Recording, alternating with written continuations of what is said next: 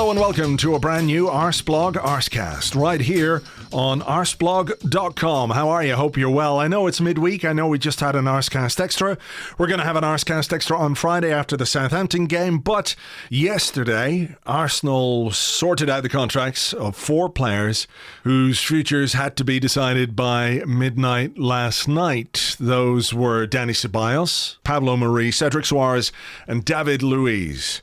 There are some discussion points, I think, to be had around 3 of those anyway, not 4. But with me to do that is Clive Palmer. You'll know him from the Arsenal Vision podcast. Hi, Clive. Hi, Andrew. How are you? I'm all right, thank you. Just very briefly, the Dani Ceballos one is the easiest one just to get done. He's on loan from Real Madrid. Extend him a few more weeks. He goes back to Spain, finds a new club next season, and everybody's pretty happy. Yeah, I mean, whether you love him or not, and I don't love him, but he's doing a job for us, and I think he's got his eyes on either Betis or Valencia back in Spain. And I think the Spanish league, I'll say suits him. I don't want to say that. I think he's done fine for us, but I don't think he solves the problems that the Arsenal midfield has. But he's doing a job, and given the fact we've got issues with Xhaka, it makes perfect sense.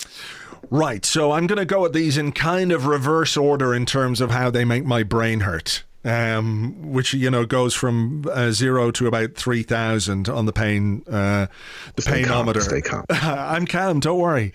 Pablo Mari is a player that we got in on loan from Flamengo in January, and it seemed a bit of a complicated deal because he came and he went and it was all done and then it wasn't done. But, on paper, we've got a 26-year-old central defender, left-footed, good on the ball. He's got physical presence. He's tall, he's probably good in the air. And I say probably because, I've seen him play twice for Arsenal and the few minutes that he got against Manchester City before he went off injured.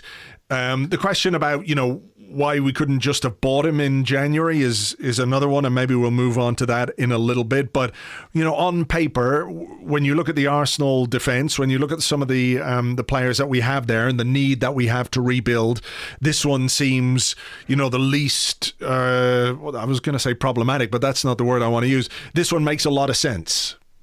It does. I like him as a player. I like what he brings to the team. Even in the game against Man City, you could see that the players were giving him the ball. I felt he was the leader of the back four until he went off. You can see him directing traffic. You can see him dropping off to receive it. And so all the things that he showed, I thought that's exactly what I want to see. It's hard to judge him on his quality in that game, but he's got the behaviours of a centre-back, of an Arsenal-type centre-back. Also, being a left-footer, he's got the Xhaka light switch from left to right, and he's got that first-time pass out to left-back really easy because it's just an easier angle for him. I like having a lefty in my centre-back partnership, and also he can play in the back 3, which if you look at William Saliba at St Etienne, he's also spent time in the back 3. Saliba's also spent time as left centre-half, but primarily the right centre-half. And you can look at this and think, well, okay, if we were ever to go to a back 3 like we did for a period against Brighton, which I failed to pick up initially, that type of player can easily slide into that left-hand zone. And since we've lost Monreal, we've lost that player really. And I don't think Tierney should be that player to sort of cover the centre-back role. So it makes sense footballistically, Andrew, for me. And personally, I like the player, but how can I say it's going to work because we just need a bigger sample size. Yeah, that's very true. And look, the career trajectory of Pablo Mari has been fairly unconventional, to go to Manchester City where, I think he said himself he didn't even work with Mikel Arteta because he went there and then was immediately loaned out to the Spanish second division a couple of years, and then he did a year in the Eredivisie. So, he's had some experience, and then he went to Flamengo, who are by some distance the best team in Brazil. Best team in South America. So I think what he was able to do there is demonstrate his footballing abilities. I'm not sure that week in, week out, his defensive qualities were being tested in a way that would give us a good idea of what kind of a defender he is. And the other point that I was going to make on him, which I've completely forgotten right now, What was the point I was going to make on him? Oh yeah, just in terms of we look at that and we think, well, that's not the usual pathway to Premier League football, but it is within the realms of possibility that a guy's career can develop and what have you at a different rate than you might normally expect. There are such things as late bloomers. So while I think it's impossible to say that it's a good signing, it does tick the boxes on paper. And we've got to hope that, what they saw in him, on the training ground that made them decide to make it a permanent deal are things that we're going to see on the pitch in the coming years for Arsenal. Yeah, maybe. I think you have two different ways of coming up. I call it the red carpet way via the academy route, where you come up in a cosseted environment all the way through your career and you arrive at the first team and everything's done for you and it's all great. Sometimes that can lead to some bad attitudes because as soon as you hit a rock in the road, you struggle in adversity, right? We have many of those in academies today, and it's one of the byproducts of academy training. That last piece around the mentality of a player is really, really key. And you do see some players that I think suffer for that cosseted upbringing. I think with Marie, when I was doing my YouTube scouting, which I always do, and for those that follow me, you'll always know I'm throwing things out there. I think I watched him play against Liverpool in the World Club final, and I thought he did really well in that game against a very potent attack that may be on holiday a little bit in that tournament, but I thought he stood up. And if you can run with Mane and Salah and work out how to adjust, given the fact that they are quicker than you, and not be caught out too many times, that to me was my measure to where he could be. And I felt, if you look at him pre-lockdown, look at him post-lockdown, I felt he kept himself in real shape. He dropped some weight. I think I really was disappointed that he got injured in that Man City game because I think he's going to confirm my suspicions that he's not a bad player. So, yeah, I'm hoping that one works out for us going forward. Yeah, I mean, it's worth pointing out, we've had some really bad luck in terms of injuries. Gabriel Martinelli injured, Pablo Mari injured, Granit Xhaka injured, although I believe back in the squad and should be available for the game against Southampton. Bernd Leno, of course, and thankfully, while it's a bad injury and keeps him out for the rest of the season, it's not as bad as we first feared. So it is one of those things that Mikel Arteta has had to deal with. Speaking of injury, we also signed a player in January on loan, this time from Southampton, who are playing tomorrow night, Cedric Suarez. This one, I can see the logic in having a deputy or competition or depth when it comes to the right back position, because the options that we have there are imperfect. The Maitland-Niles thing is a little bit confusing to me because I can't countenance for the idea for a second the idea that Maitland-Niles sort of went to Mikel Arteta and put his foot down and said, I don't want to play right back for this team ever again, so don't pick me there. He might have been a little less forthright, but we did have options there in January. Socrates had played there. It's not great, but it's still an option. We had Maitland-Niles, who could play there if he was told and picked to play in that position. And what we're looking for, I suppose, is Hector Bellerin to get back to his best, and maybe he can't do that if he's having to play every game at right back. So on paper, again, Suarez, Premier League experience with Southampton, even if he's a player they didn't particularly want to keep. I think maybe the issue really is the duration of the deal. He's 28 years of age, and he's got a 4-year contract. So would concerns you have about this one be more related to how long the contract is than the profile of the player? How long the contract is and at what cost. I think he's already cost us more money than he needed to have so far. I mean, we paid nearly £1 million loan fee for a player that Southampton were going to lose for free. We paid his 65 grand a week wages for the whole of this calendar year, and he hasn't kicked a ball for us. So that's already cost us a sum of money.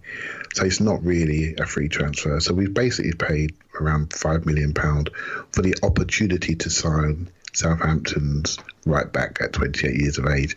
Now, his career path has been pretty good. He obviously won the Euros with Portugal, and he's been at Southampton 5-6 years, and he's a decent right back. Let's not mess about it. He's a decent right back.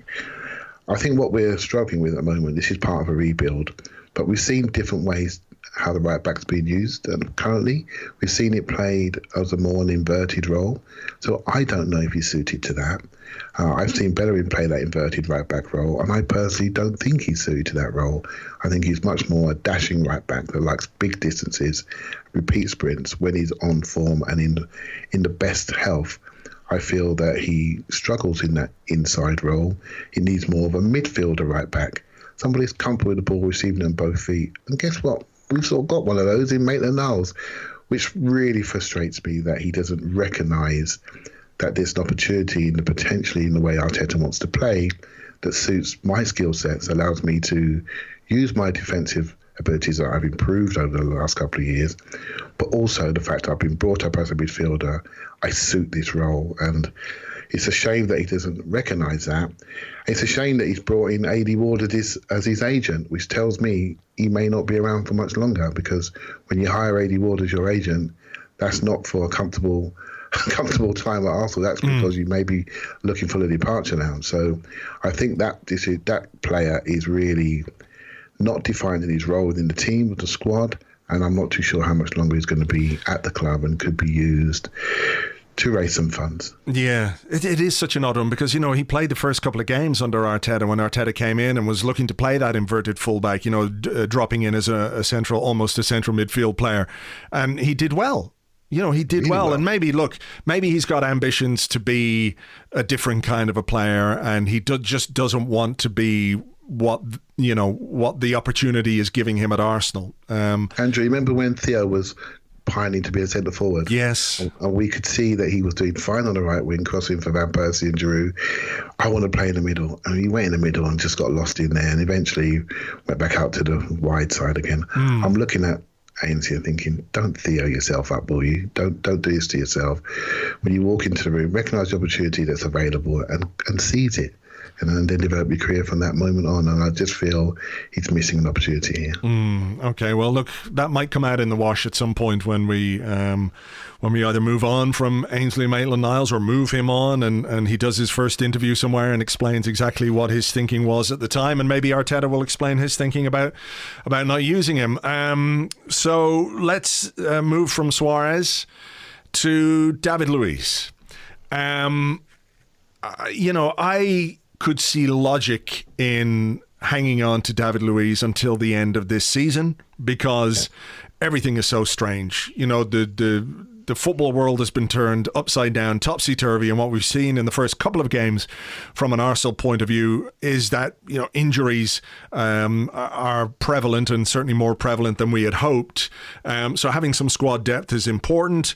There is still a trophy to play for, and having experience in your squad is also important. So, I could see the logic in keeping Luiz until the end of this season and then saying, well, thank you very much. This has been an expensive, if not a hugely successful exercise. The very best of luck to you. Off you go. Have a nice life somewhere else. You seem like a very nice man. People like you and all the rest. But let's just take this opportunity to do it the easy way, to cut ties the easy way. And, I'm a little bit... Am I flabbergasted? I'm not necessarily flabbergasted, but I'm sort of disappointed that we're going to have another year of David Luiz at Arsenal. Yeah, so let me give you my thoughts, because I think there's a couple of sides to this. I think if you look at it footballistically, you can say, okay, I've got a young 18-year-old centre-half coming from France, potentially going to buy another young centre-half because with Socrates and Mustafi in the last year of their contracts, Chambers injured, Holding returning and could really do with a loan. You could see there's a space there for him, and with Mari injured. So football-wise, you think, you know what? He's probably worth another year, as long as we're not paying £200,000 a week for him. He's worth another year. And he can be the babysitter to bring these guys forward. And I get a level of leadership, expertise. He's won every trophy there is to win. I get a level of that within my squad. And there are, lots of good conversations about him off the pitch. That is a very positive influence. But then I look at the other angle, and I look at the fact that there's been lots of unbelievable articles recently, and we listened to Arteta speak. You listen to him talk about the culture change he wants to bring into Arsenal. And I've often felt that our culture recently, Andrew, has been defined by stupidity, stupid decisions, players that do stupid things on the football pitch, the lack of seriousness. And I look at David Luiz, and every now and again, he absolutely goes against the culture that I would like to see, implanted in the club. So you have a situation where you have a young squad, where you have a young group of players that do need the right type of professionals alongside them to help them develop. And then you look at the things that we want to rid ourselves of. We want to rid ourselves of players that play what they like and do what they like when they like. We want to rid ourselves of high-paid players using Arsenal as a place for pensions, for example, so they can stay in London, live in London. We want to rid ourselves of that. We want to be more serious. We want to be more, raise our standards. And I just feel David Luiz goes against that culture to change. And I think a lot is going to be on him now to get his head back on, because football has a very short memory, 2 good games that people forget, but one bad mistake and people remember. And that's what he did against City, where before the lockdown he was playing really well. So I think it goes against the culture change, the culture shift. And he has got the work to do to get Arsenal fans back on side, because I think there's a fair few that are really questioning that decision. Yeah, I mean, look, I think it's fair to say that Arsenal have made a decision which isn't universally popular among many fans, if my timeline is anything to go by, albeit one that, I can see a certain amount of logic to it, because, there are question marks over all the players. I mean, I just look at him and I see a player who, when he feels like it, as you said, he can do fine. But the City game, this idea that, well, I couldn't concentrate properly because of my contract. That is not the contract. It's not the guy. It's just, is this kind of excuse making? And I worry about his relationships with coaches and how quickly things can change in his mind. How quickly a situation can go from, well, this is good, to this is no longer acceptable to David Luiz. You think about what happened at Chelsea. It's like, well, I just signed a brand new contract here and my second spell at the club, no, don't want to be here anymore. Let's go to Arsenal, because that opportunity came up. So, I worry about it from that point of view, and I see a player who is, I know the sample size is smaller in terms of the amount of performances, but when you look at the mistakes, when you look at the penalties, when you look at the red cards, we talk about players being late bloomers and everything else. There are players who, when they reach a certain point in their career, can just kind of go off a cliff.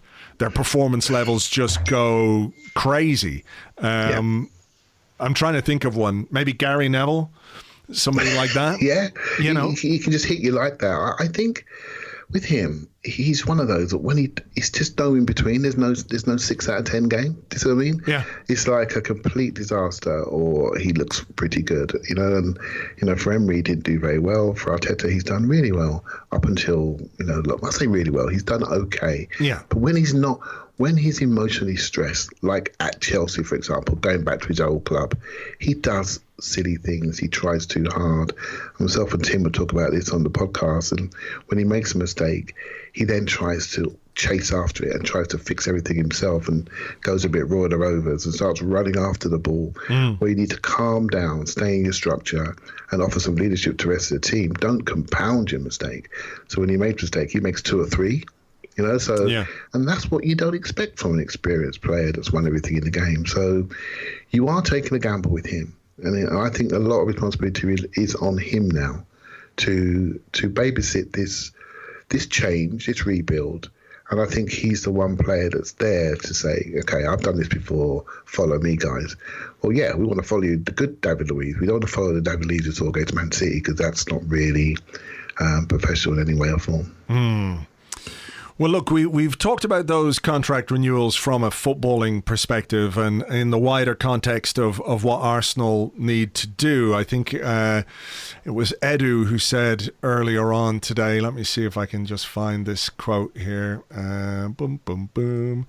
I should have had it up already, but Edu said that these guys are important players. They've been part of the long-term technical plan Mikel Arteta and I have developed. They bring the right balance to our squad. So I think we've already said with Soares, he provides at least depth at the right back position. With Pablo Mari, he gives us an option that we don't have, on the left side of our defence, a left-footed central defender. He's the biggest guy in the squad right now, and this is a squad which has lacked physical presence, so you can see that. David Luiz. Arteta's never played with a back three, but certainly Luiz is somebody who probably plays his best defensive football in a back three. So, do you think there might be any possibility that that's a system we might use a bit more frequently? See, I'm not against it, but I argue with many people who are. I don't see Arteta doing that next year, but you never know.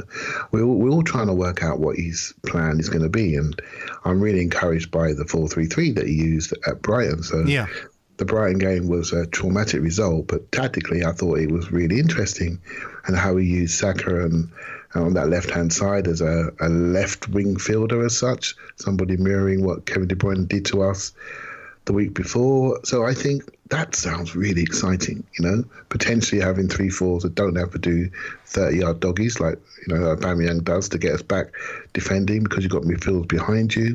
That structure may give him less work to do if he's around to enjoy that. So I like it. I like it. There's things you can do. You can change the actors in the play, but I like the structure of that. We've also seen the 4-2-3-1. Again, that suited Xhaka and that suited Ozil. They weren't available, so he went another way. Is he going to go to a back three? We don't know. We really don't know. So this rebuild is really opaque for us, because players are being dropped in, but we don't really know what style we're going to play. And the real driver will be who he adds on top of this, because that will define the style, who he's able to keep, who he's able to sell, and who he's able to use that cash to replace and upgrade. And then when we all see that player pool, we'll all go, okay, this is how we're going to play, and it suits more people than it doesn't.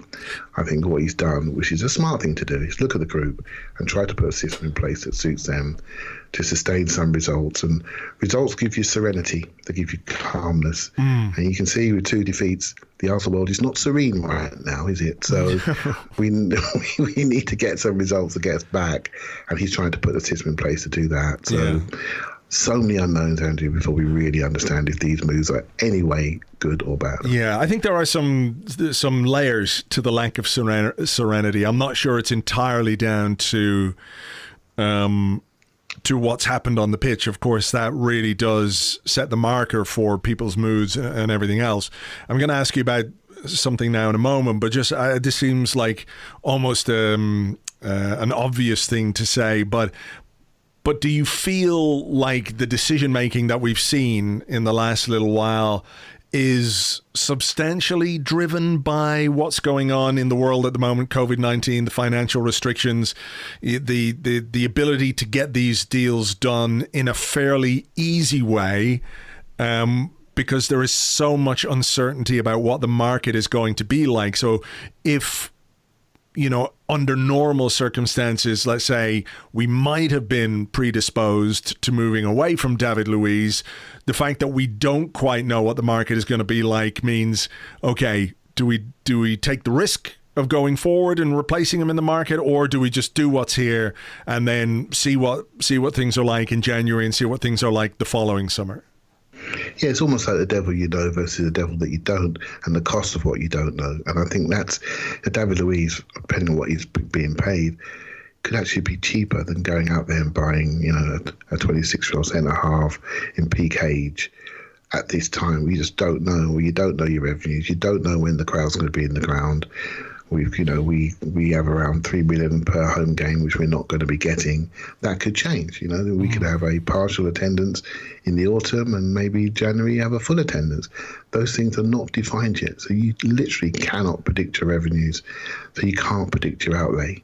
You've got to look for opportunities. Now, you can debate if David Luiz is an opportunity, a positive one or not, but it's one that's there that they can do, and they understand the standards around it. It's going to be a crazy transfer window. I look around at some of the deals that have been done. You look at Arthur going to Juventus for 70, 80 million euros, that to me doesn't look right. It looks crazy. If that's set in the market, I'm not sure if it is. That tells you that some people are still being stupid when it comes to financial. So I think football's going to look to generate cash as quickly as possible. And the teams who don't have that self-sustainable model like we do, they're going to grab the opportunities. Yeah. We've only got to look at what Chelsea are doing to see the validation of that. Sure. I mean, that Arthur deal to Juventus. I mean, we're going to talk about some stuff. Yeah, crazy, but also it's like, what the fuck is going on there? What's happening here? What is the merry-go-round that's going to be set off by this particular move? But look, that's irrelevant. That'll come out down the road, I'm sure. We'll see what the impact of that will be on Barcelona and Juventus and the market, etc., etc.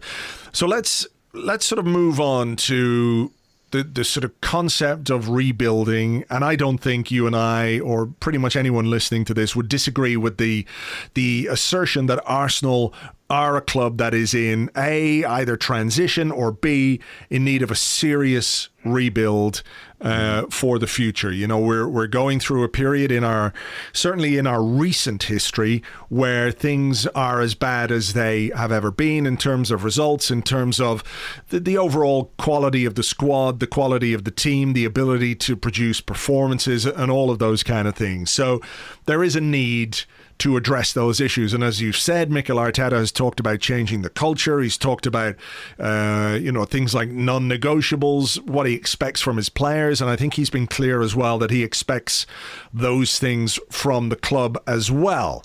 But let's delve into it a bit. And it's something I wrote about on the blog today, that there is an influence at Arsenal that, to me, is a bit worrying.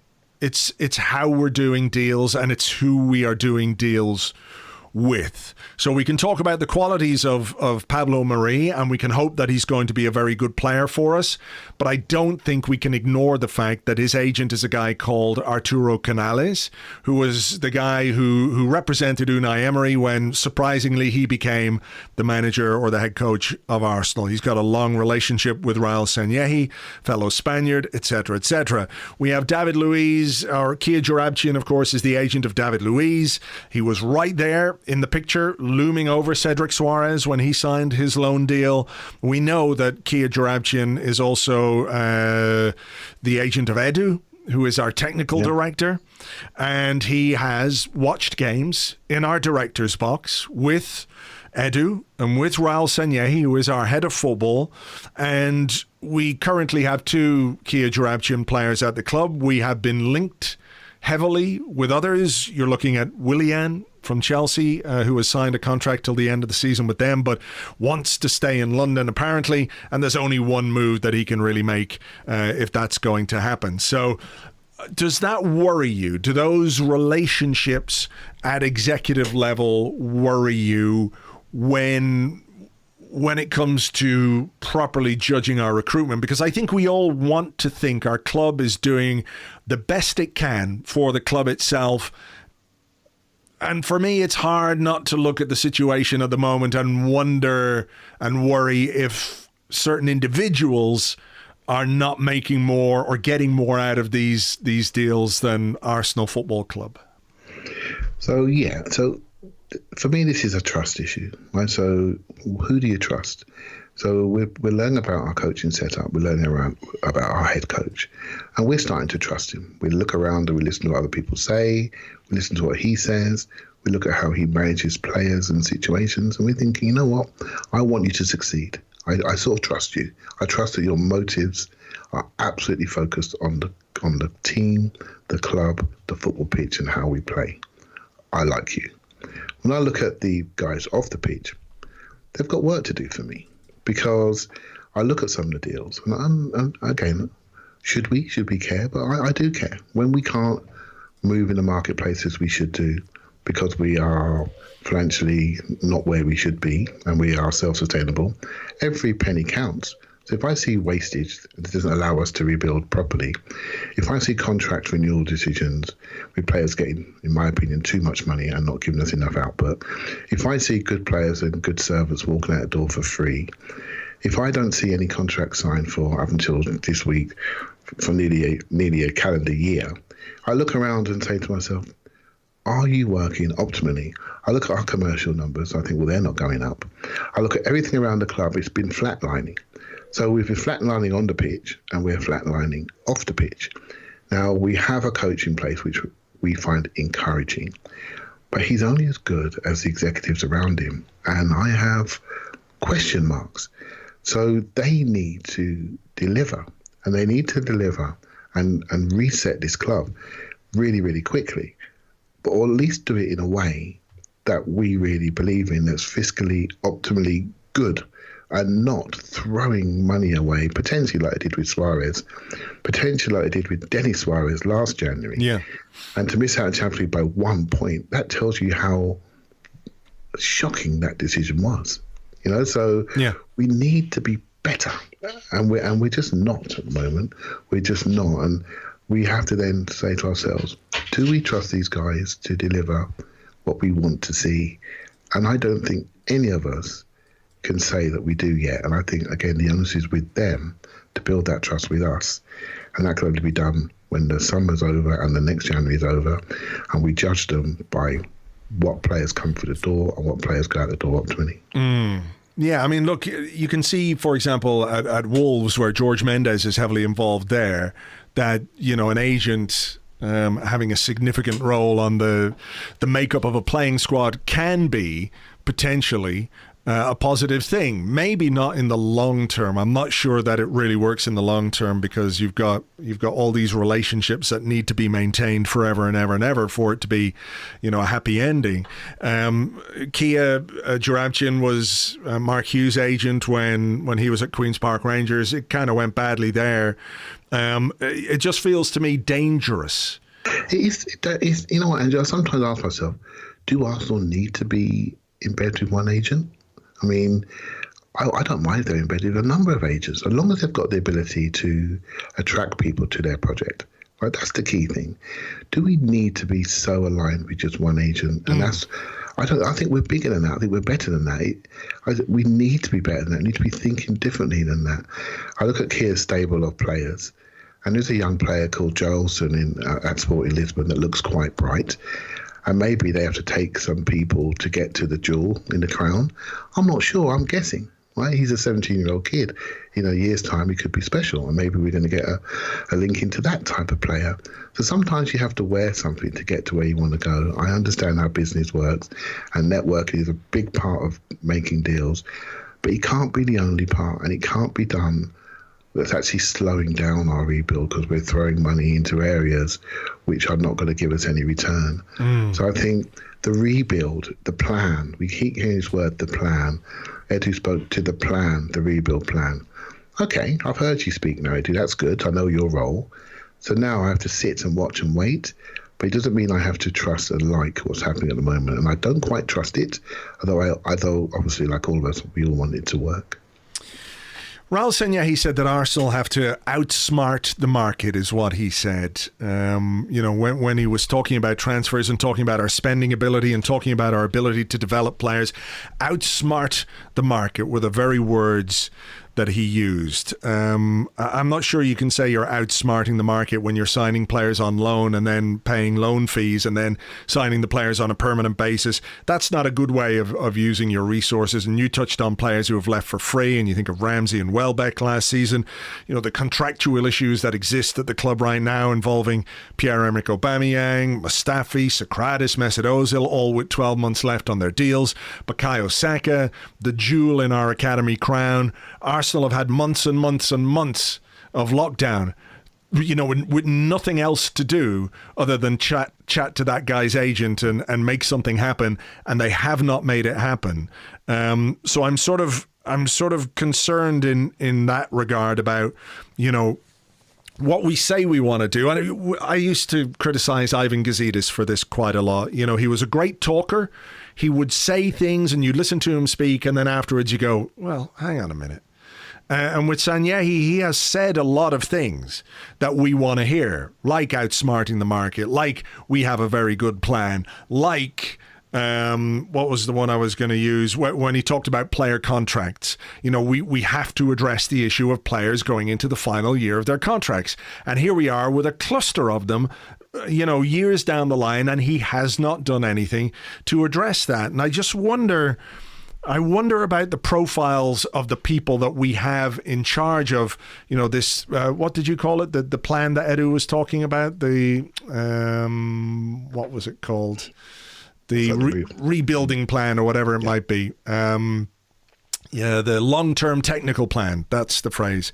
And I'm looking at it and I'm thinking, well, hang on, Sanyehi is a businessman, if you like. He's a mover and a shaker. He's a schmoozer. He's a boardroom guy.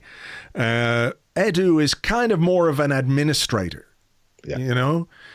Who is driving the talent spotting side of this technical plan for us?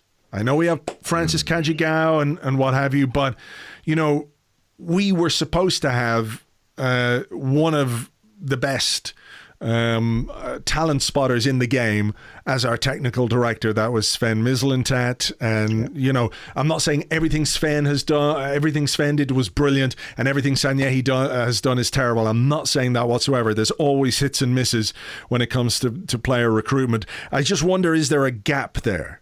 It feels like it. And I just feel as though there's one person missing. I'm sort of with you there, Andrew. I think I can see Arteta seems pretty, laser focused what he wants to do. I do have a worry about the depth of his coaching staff at the moment, and I would like to see maybe a more experienced person in that staff to allow him to drive some of those conversations, to assist him in some of those conversations. If he needs it, he may not need it. He looks like a strong character. But then we lost Sven, and that was disappointing because I found his approach quite exciting. But I also understand that every single player of any sort of repute has an agent that we have to deal with. So there's no getting away from it. Yeah. It's just how you do it, how smart you do it, how efficient you do it. And I just don't think we're smart and efficient. I don't think our talent identification is good. If you have a long-term plan for Arsenal, yep, absolutely fantastic. Well, how about signing the 18-year-old kid that's absolutely flying? And by the way, every single team in Europe will want to take him. And he would look very nice in Liverpool or Man City's team right now because he can play left back, left wing, and left number 8 in the 4-3-3. Sort of like you can see a role for him at Chelsea, Man City, or Liverpool really, really easily. And they are solid clubs at the moment in a better state than us when it comes to talent, rebuild, financials. So get the kid signed up. Now, these are the things by which we measure you on. So can we do that? The kid's been at Arsenal since he was 8 years of age. Can we not sign him? Can we not leave that to go on so long?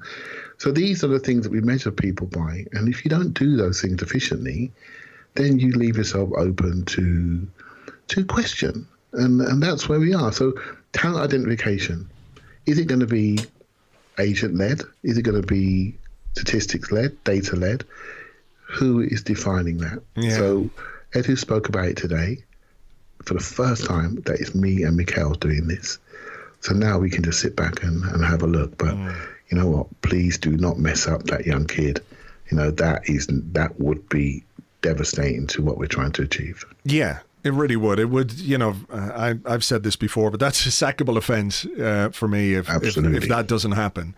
And just to go back over what Mislintat said in terms of the approach, his approach when he was dealing with recruitment was quality data, video analysis, watching things live, scouting, using Arsenal's data company, StatDNA, that we've all heard about.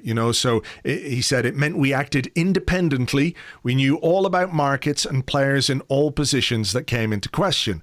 And part of the reason that he left, there was this power struggle behind the scenes, and Raul Sanyehi came out on top, and Mislintat said the new leadership work more strongly with what they're offered from clubs or agents through their own networks. And some people might say, well, look, he's got an axe to grind, he's just being bitter. What he said was they work more strongly with what they're offered from clubs. It doesn't mean that they don't do that work, but it feels like the driving force behind the deals has been the contacts book, this contact-led recruitment policy, which to me, you're right to say you've got to deal with agents. You absolutely have to deal with the guys who are trying to get the best for their clients, and, clubs who pay agents to get the best deals for them, to get the most money in for the players that they're willing and they're open to selling.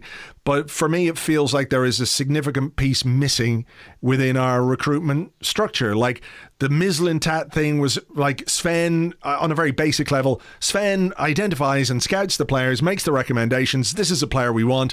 And Raul's job as that guy was to go and get the deal done. What we're seeing is something completely different in that somebody is offering Arsenal players or giving us the opportunity to sign players because they're well connected to the agents, because it's cozy, because it's convenient. When we needed a central defender in the summer because of what happened with Koscielny, there was no okay, well, look, who's out there? What are we going to do? Who's going to be the best player?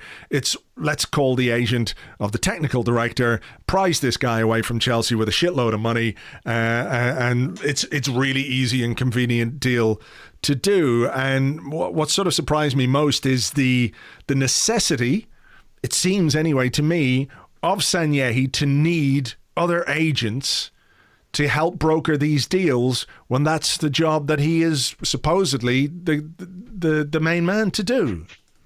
I hear you there, Andrew. We've spoken before about this. I worry about how vulnerable Arsenal are to opportunists.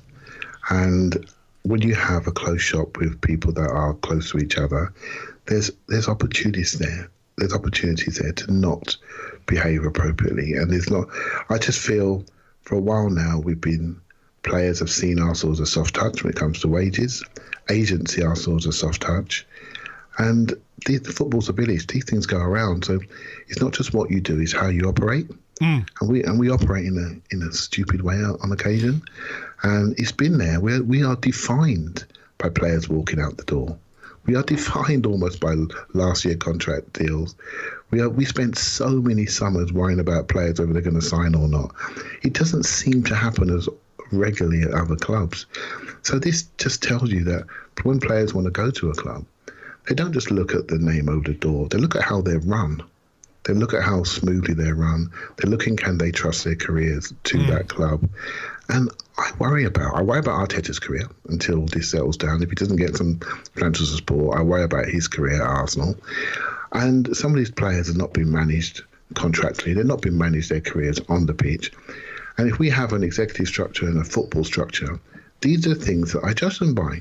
If we're going to get a young kid from France, 18, 19 years of age, an outstanding talent, we've got to manage his career.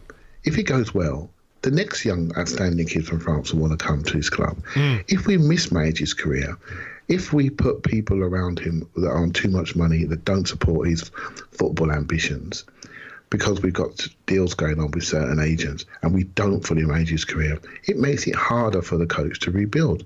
It makes it harder for us to restore our reputation. I think it's really important how we protect the jewels in our crown within the club, how we sustain their careers, support their careers, make sure that we get to where we want to get to. Don't get ourselves into a narrow mindset where we are looking at just a number of small agents to do deals based on people that they know. There's a football world out there, and Arsenal Football Club is huge, and use its name and brand to make sure that our breadth of contacts is broader than just one agent. We had a situation with Arsene Wenger, we called him the single point of failure. Let's not repeat that again when it comes to agents. Let's not repeat that. Let's have a depth of structure and a breadth of contacts and a breadth of approach when it comes to signing players, and then start to get it right more often than we have done in recent years.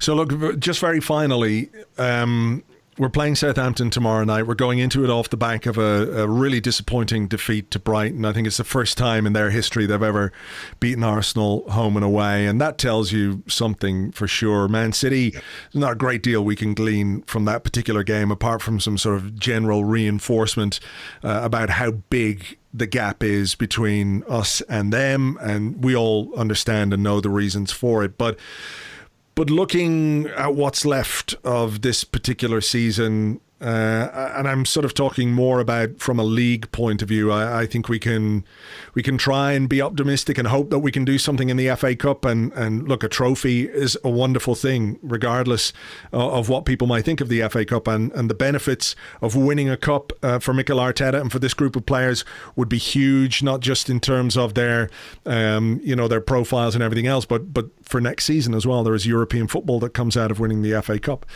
But from a league perspective, what are you looking for between now and the end of the campaign? I mean, do you think top six is realistic, or is this I don't want to say an opportunity, but a way to sort of start putting in place some of the foundations that we want to take into next season?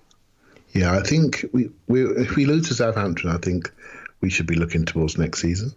I think, I'll be straight with you. I was really positive before the lockdown, and I was really positive during the lockdown because there was lots of good noises coming out of the club. So the Man City game, what really hurt me for that game was not so much the result, but the way it happened, the repeat issues that we see on the pitch, almost like deja vu.